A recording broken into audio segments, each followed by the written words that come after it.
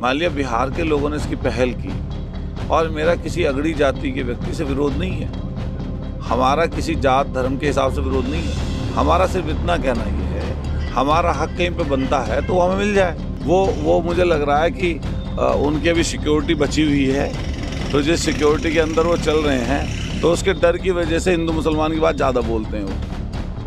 बिहार में हुई जाति जनगणना के बाद अब यूपी में इसकी मांग उठने लगी है। बिहार में नीतीश सरकार ने जाति जनगणना का दांव चलकर कहीं न कहीं बीजेपी के लिए मुश्किलें खड़ी कर दी हैं। यूपी में भी विपक्षी दल लंबे समय से जाति जनगणना की मांग कर रहे थे।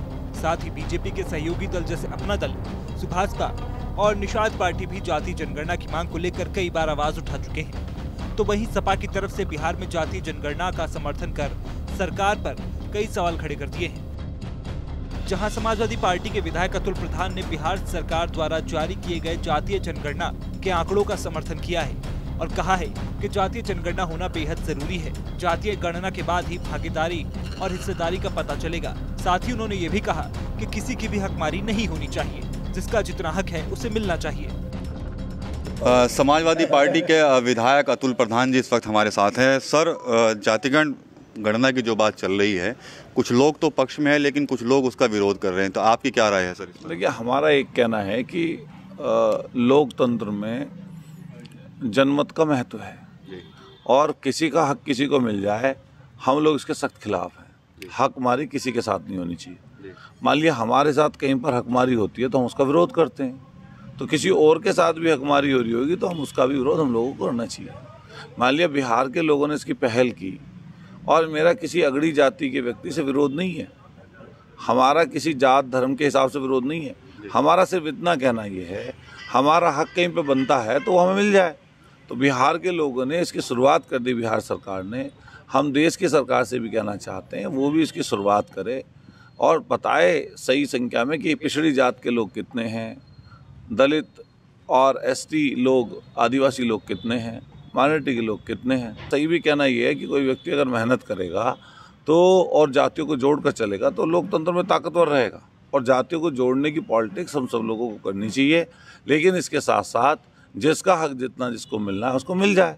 मान लिया यहाँ पर सांसद रहे हैं राघव लखनपाल, अगर आप उनको संख्या के हिसाब से देखें तो मान लिया संख्या के हिसाब से तो कहीं नहीं सटीक बैठेंगे यहाँ पर, लेकिन सांसद रह चुके। सांसद इसलिए रह चुके क्योंकि यहाँ पर दल विशेष ने, जिसकी वोटें ज़्यादा हैं, उसने टिकट दे दिया, इसलिए वो सांसद उस समय रह गए। लेकिन अभी बिहार में जब पिछड़ी जात के लोगों को ये अब खुल के सामने आएगी बात कि आप तो 63% हो, तो आपके साथ तो हकमारी हो रही है, लोग आपका हिस्सा खा जा रहे हैं, तो वो विरोध करेंगे उसका और फिर हर सरकार को उनका हिस्सा देना पड़ेगा। वहीं केंद्रीय मंत्री और सांसद डॉक्टर संजीव बालियान द्वारा पश्चिमी राज्य बनाए जाने की बात पर तंज कसते हुए अतुल प्रधान ने कहा कि पहले सांसद जी पश्चिमी यूपी के लिए हाईकोर्ट की बेंच की स्थापना के प्रस्ताव को ही पास करवा लें, क्योंकि पहले भी मंत्री जी पश्चिमी यूपी से हाईकोर्ट की स्थापना जैसी बात कर चुके हैं। अतुल प्रधान ने कहा कि राज्य और उसकी विधानसभाएं छोटी होंगी तो उसका विकास भी होगा। वेस्ट यूपी में कुछ अच्छा करना है तो यहाँ एम्स जैसे संस्थान बनाने चाहिए। पहले हम लोग कहना चाहते हैं कि सहारनपुर से इलाहाबाद की दूरी कितनी है। आप देखिए, जब 1000 किलोमीटर से व्यक्ति को न्याय पाने के लिए इलाहाबाद जाना पड़ता है तो कितनी दुख और तकलीफ होती है। तो माननीय मंत्री जी, मैं एक सांसद होने के नाते, एक मंत्री होने के नाते हमारे क्षेत्र के सांसद हैं, हम लोग उनका इसलिए असम्मान नहीं करते। हमारी वो अलग पार्टी के, हम अलग दल पार्टी के हैं, उनकी विचारधारा अलग हो सकती है, लेकिन सांसद होने के नाते उनका सम्मान है। लेकिन उन्होंने इससे पूर्व में हाई कोर्ट की बेंच के लिए बहुत बार बयान दिया। हम कहना चाहते हैं कि कौन करेगा। मान लिया मैं अपने क्षेत्र का विधायक हूँ और कोई व्यक्ति आए कि मेरा खरंजा बनवा दीजिए, मैं उसको सक्षम हूँ करने के लिए, और मैं कह दूँ कि जाइए बलिया वाले विधायक से जाकर मिल लीजिए, बेचारा बलिया वाला वहाँ कैसे करेगा। आप उत्तर प्रदेश में सरकार में हैं, आप केंद्र में सरकार में हैं, आप प्रस्ताव लाइए और सबसे पहले हाईकोर्ट की बेंच पश्चिमी उत्तर प्रदेश के मेरठ ज़िले में या कई ऐसे ज़िले में जहाँ से लोग आसानी से पहुँच सकते हैं, वहाँ पर हाईकोर्ट की बेंच स्थापित कर दीजिए।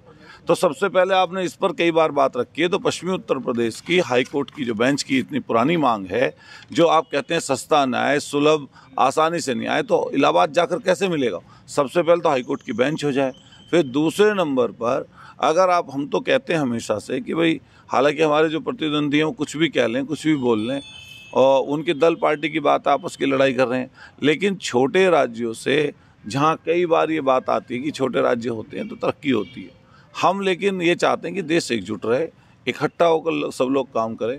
हालांकि हमारी पार्टी का मत तो ये है कि प्रदेश एक इकट्ठा रहे, लेकिन अगर व्यक्तिगत रूप से कोई मुझसे जाने, मुझसे पूछे, तो मेरा अपना एक कहना है कि विधानसभा सबसे पहले तो छोटी हों, जो उनकी संख्या बढ़े, और साथ साथ हम ऐसी सहूलतें जो दूर जाना हम लोगों को पड़ता है। मान लीजिए जैसे अभी व्यक्ति दूर दूर से दिल्ली में एम्स में इलाज कराने जाते हैं, अभी चंडीगढ़ जाते हैं पीजीआई में, हमारे लोग जाते हैं उत्तराखंड में, अभी एम्स खुला है उसमें जाते हैं। तो हम चाहते हैं कि हर ज़िले में एक मिनी एम्स खोलें, या जो पहले सरकारी अस्पताल में उनमें सुविधा दे दें। तो उसकी भी बात नहीं कर रहे लोग। अगर कोई अच्छी चीज़ करनी है वेस्ट यूपी में तो एक एम्स बना दें दिल्ली की तर्ज पर या उत्तराखंड की तर्ज पर, उसको भी ये नहीं करना चाहते। तो मेरा अपना मत ये है कि छोटा स्टेट रहता है, अच्छी बात है, छोटी विधानसभा पहले करें। विधानसभा हमारे यहाँ 9-9 लाख की विधानसभा है। साहिबाबाद का पता करिए, अब 11 लाख की विधानसभा है।